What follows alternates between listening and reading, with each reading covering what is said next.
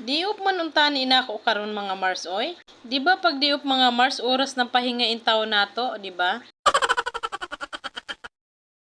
Nakahiga naman sana akong mga Mars. Pero bumangon ako mga Mari dahil nakita ko yung mga sinampay doon sa gilid ng aking labahan para naman akong tinatawag.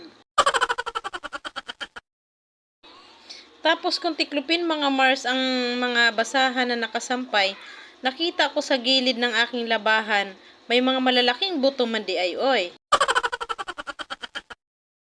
Bitaw mga Mari oy, winalis ko na lang yung mga malalaking buto kasi baka mga daga ang nagdala nun oy.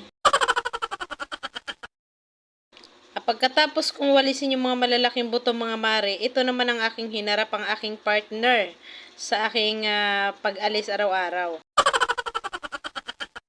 Ato po din taon siyang hugas-hugasan o ginagmay ba, bisag way sabon-sabon. Bitaw mga Marino, hugasan gyud in taon na nato siyang mabuti kay daghang kaig talsik-talsik sa daan oy. Pagkatapos nating hugasan siya mga Mari, ato po din taong punas-punasan po din taon siya oy. Maganda na lang yan Mare, basi di ay magtagal sa ato di ay na siya. Pagkatapos ko mga Mari sa aking bike, ito naman ang aking hinarap. Ang aking labahan mga Mars. Ako na ang naglaba ngayon kasi dapat ang mga anak ko ang maglalaba pero di ba di off natin ngayon, ako na ang maglaba. Kaya ayan, hala Inday, sige panghugasan mo yung mga palanggana.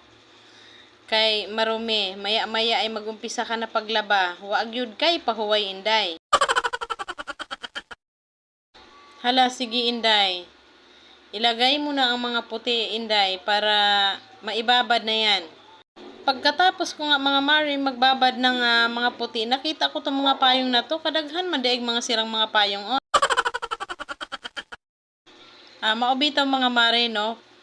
Ayan, pinag-aayos ko yung mga sapatos kay hindi ko na talaga maintindihan kung saan mga nakalagay ang mga sapatos na yan mga Mari. Nahuman na mga Mari ang akong paikot na mga puti mga Mars ato ng hawason karon oy. Bitaw mga Mari no. Pagkahuman ako hawasa sa akong mga puti nga gibabad, ito naman ang aking hinarap ang aking bunso. Nagsige manggug pangamot sa iyang ulo oy. Ang sabi ko nga sa kanya mga Mari, magsuyod siya. Sabi niya ayaw daw niya magsuyod kasi padamihin daw niya ang kanyang kuto oy. Gibahak man yung bata oy. Bitaw mga Mari oy. Wala man guna siya kuto kaya ayan pinayagan ko na yan siyang magbike-bike mga Mari oy.